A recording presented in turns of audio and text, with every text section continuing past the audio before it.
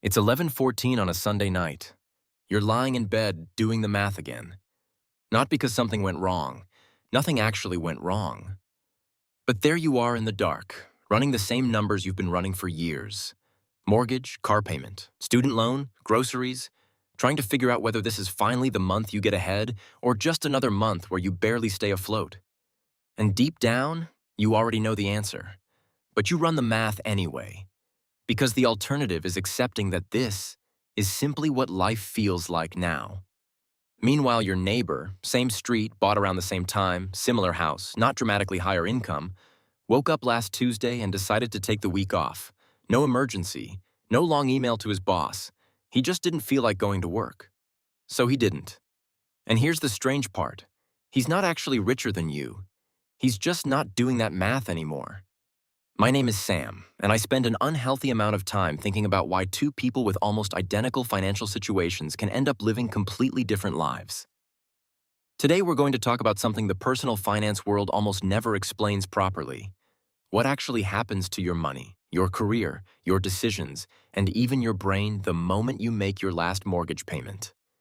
And by the end of this video, that Sunday night math problem is going to look very different. Because here's something nobody tells you when you're 12 years into a 30-year mortgage. When that mortgage finally disappears, you didn't just eliminate a bill. You eliminated a prison sentence you stopped noticing you were serving. Let's start with the numbers. Because the math here is more brutal than most people realize. In both directions. In 2025, the average monthly mortgage payment reached about $2,329. And that's only principal and interest. No taxes, no insurance, nothing else. For people buying homes at current interest rates, the real number is closer to $2,845 per month. Now compare that with the typical American household. After taxes, Social Security, and Medicare, the median household brings home about $5,400 a month, which means a standard mortgage payment alone consumes roughly 43% of disposable income. Before groceries, before a car payment, before anything else. 43%. And the guideline nearly every financial professional agrees on? Housing should be no more than 28% of income, which means millions of households are running 15 percentage points above the recommended limit every single month. For 30 years. Congratulations, you are a fully functioning adult, who has also agreed to be financially squeezed in slow motion until retirement. Let's make this more real. Meet the Garcias. 2 incomes. Combined salary, $110,000 per year. That sounds comfortable, until you run the numbers. After taxes and retirement contributions, they bring home about $6,800 per month. Now watch how quickly that disappears.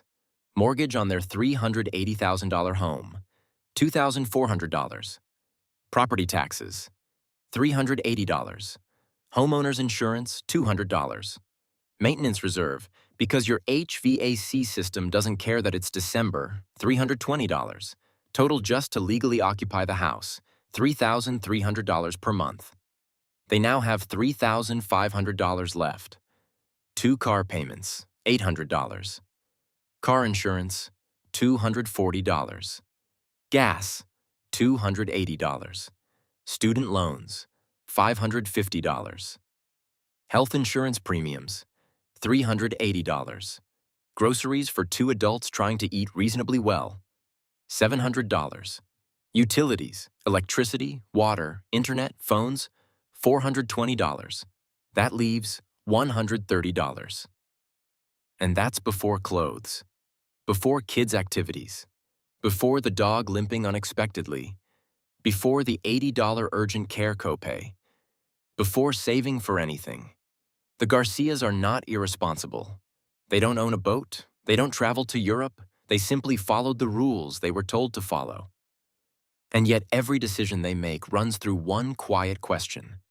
Can we still cover the mortgage? That question sits in the background of their lives like a browser tab they can never close. Until one day, the tab disappears.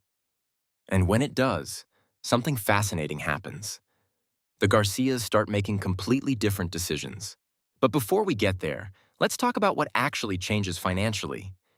Because people misunderstand this part all the time. When the mortgage disappears, you don't suddenly gain the entire payment. Property taxes still exist. Insurance still exists. Maintenance still exists. On a $400,000 home, those ongoing costs average about $838 per month. So if your previous mortgage payment was $2,845, the real amount of money you freed up is roughly $2,000 per month, not $2,845. About $2,000. And that number may not sound life-changing until you see what it does over time. If you invest that $2,000 every month into a basic S&P 500 index fund earning about 8% annually, here's what happens. After 5 years, $146,000. After 10 years, $365,000. After 15 years, $693,000. After 20 years, $1.17 million. You personally contributed $480,000. The market contributed $697,000 on top of that, more than you invested yourself. That's the power of compound interest. And interestingly, it's also the part banks never mention while you're signing a 30-year mortgage. Now at this point, someone in the comments is already typing, if your mortgage rate is below 5%, you're better off investing instead of paying it off early. And mathematically, they're not wrong.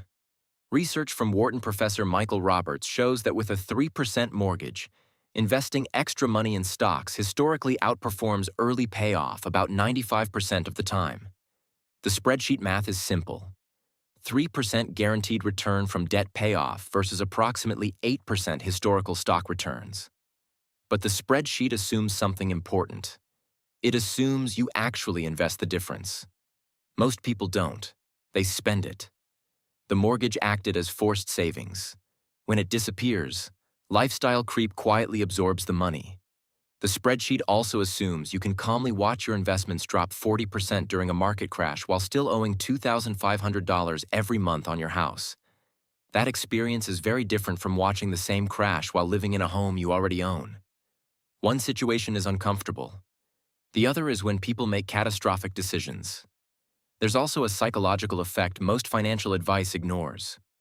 Research shows debt reduces cognitive performance. You're literally making financial decisions while mentally burdened by financial stress. So, the perfect spreadsheet answer isn't always the right human answer. But here's where things get even more interesting. When the Garcias finally pay off their mortgage, their expenses drop by about $2,000 per month. That's $24,000 per year. In FIRE math, the formula used to estimate financial independence, you need about 25 times your annual expenses. By eliminating $24,000 of expenses, their financial independence target drops by $600,000. They didn't earn more money. They simply lowered the cost of survival. And that changes everything. Now Mrs. Garcia can take a slightly lower-paying job she actually enjoys. Mr. Garcia can start the small contracting business he's been talking about for years. Not because they're rich, but because the math changed. Now, to be honest, the house is never completely free. Property taxes have risen 27% since 2019. Home insurance costs have jumped over 50% since 2020. And the rule of thumb says you should save 1% of your home's value every year for maintenance. For a $400,000 home, that's about $333 per month. So even after the mortgage is gone, the home still costs roughly $838 per month to own. But the difference between $2,845 and $838 is still about $2,000 of new freedom every month. And over decades, that freedom compounds. But the most important change isn't financial. It's psychological. When the mortgage disappears, people consistently report something strange, not just relief. Silence. Like a refrigerator that had been humming in the background for decades suddenly stops. And only then do you realize how loud it was. So the next time you're lying in bed on a Sunday night running the numbers, remember this: you won't run that math forever. And the people who stop running at the earliest aren't always the people who earn the most money. They're the ones who understood what the finish line was actually worth and decided to run toward it on purpose.